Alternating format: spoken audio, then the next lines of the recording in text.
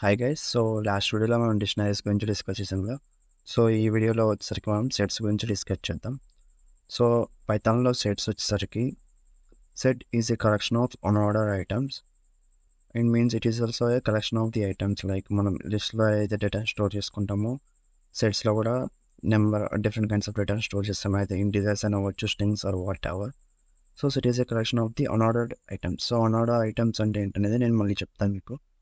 So and the next point is each element in the set must be unique and immutable. అంటే మనం సెట్లో store చేసే values అనేవి unique అయి ఉండాలి. సో అంటే డూప్లికేట్ వాల్యూస్ అనేవి ఉండకూడదు. అండ్ ఇమ్యూటబుల్ అంటే వన్స్ సెట్లో కనుక మనం స్టోర్ చేసిన వాల్యూస్ అనేవి చేంజెస్ అనేది చేయలేం. So let's look in to the example. So here I'm taking a as a set. So you can clearly see that the same like where. So here you can clearly see here we are using the flower brackets same like the dictionaries. So డిక్షనరీలో use చేసినట్టే మనం సెట్స్లో కూడా flower బ్రాకెట్స్ని use చేస్తాం. So ఇక్కడ నేను 1 to 4 నెంబర్స్ని స్టోర్ చేసాను. Just try to print this. So I'm just printing the type of a. Because మనం డిక్షనరీస్ని కూడా సేమ్ ఇలానే కదా స్టోర్ చేస్తున్నాం ఫ్లవర్ బ్రాకెట్స్లో. That's why just try to print the type of a. So ఇక్కడ చూసుకుంటే మనకి టైప్ వచ్చేసరికి set.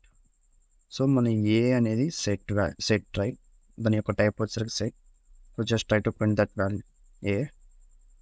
So you can see the set is printed. So here in just clearly see that it is a unordered items. Means if in case I store the data like this, and let's try to print this. But here you can see in this set I have stored 4, 5, 6, 23, 1, 3. But here you can see that whenever we are printing the data, we are getting in a sorted order.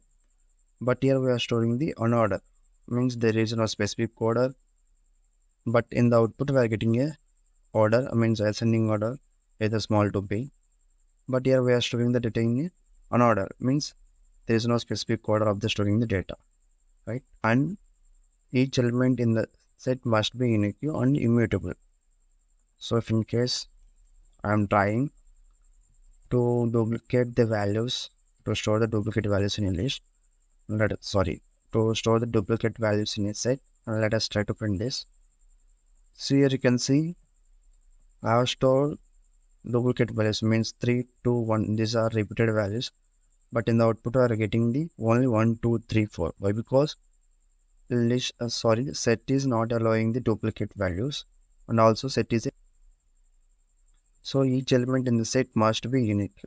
That's why it is not allowing the duplicate values. So we are getting in the output only 1 to 4.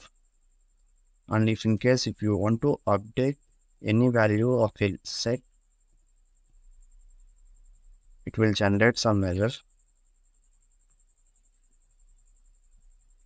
Set object does not support item assignment, means sets are immutable. That's why we are not allowed to update anything. Same like tuples. Tuples are also immutable. So in Python, tuples and sets are immutable. We are not allowed to update the tuples or the sets. And the next, so if you want to define any null set, it's just simple.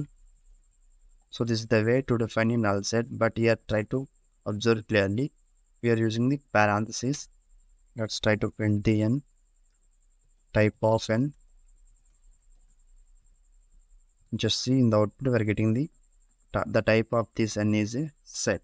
Why? Because this is a null set. This is the way to declare a null set in Python. What is the use of declaring a null set? Means if you want to add the data afterwards in a set, then you can clearly define a null set, and using some methods you can add the data to a set. Set methods. So we are having 4 kinds of methods which are used to add the data to a set, or removing the data, or removing a particular element from a set. Okay, let's discuss. So at first let us discuss about the add method. So I am taking a set. So already we are having 3 elements, 1 to 3. And now let us try to add the another element to a set by using the add method. Now let us try to print the set. So you can see by using the add method, we are able to insert any element into a set. But if in case if you try to insert the data like using the index positions, it will not allow. Why? Because we are by using the index position here, we are trying to update the set. So that's why it is not allowing, as the sets are immutable. But if you want to, if in case if you want to add any data by using that method, we can add the data to the set. So the next method is remove. It's nothing but deleting a particular element. So if you want to remove number 3 from the set, just use the remove method and pass the element which is to be removed from the list as a parameter. Just print the. So if you want to remove number 3 from the set, just pass it as a parameter to the remove method. Then it will automatically remove from the set.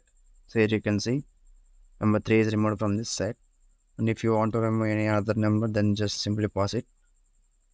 Sorry, 32 is not there. So here you can see clearly observe that by using the remove method, we can remove any particular element from the set.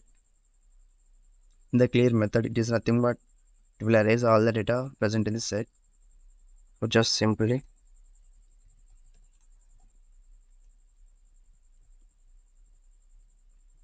you can see by using the clear method, we have removed all the elements from the set. So we are getting an empty set as the output. So this is the way to use the clear method. And the last method is pop method. So just observe that pop method is doing, it's nothing but it removes a random element from a set. In tuples and lists, we have used the pop method, which is used to replace or eliminate the element from the last index, right? But in sets, it will eliminate the random element. I mean, it removes the random element from the set. So you can see it removed the first element. And let us take some other set. So now see, it has removed the one from the set, right? So the pop is used to remove the elements from a set, like same as the remove method, but it takes the element randomly from a set. And another two methods, union and intersection. So let us discuss about that. So at first, union is nothing but it is used to combine two sets. So combine both set values and returns new. It's nothing but if we are having two sets, it is used to combine both the sets and returns all the values in a new set. And the intersection. So intersection is nothing but if you compare two sets and if there is any common elements present in the both sets, then it will combine both of them and return in a new set. Let us see with example. So here we are having a set up to 5 elements we are having, and another set we are taking here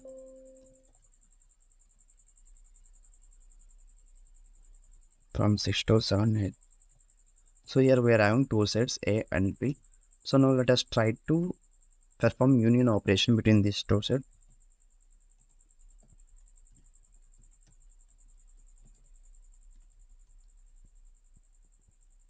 So let us store them in some variable C.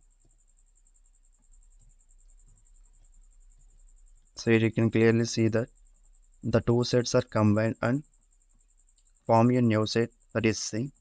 So here you can clearly observe 1 to 5 and 6 to 10. Every number is combined. Up to 1 to 10 we have got in a new set. So this is the way the usage of the union method, which is used to combine two sets. So let us perform intersection. So intersection is nothing but takes the common elements from the both sets. So we have provided 6, 7, 8. So from both sets we are having common elements are 6, 7, 8. So let us try. So you can see you have got the output as 8, 6, 7. That's it.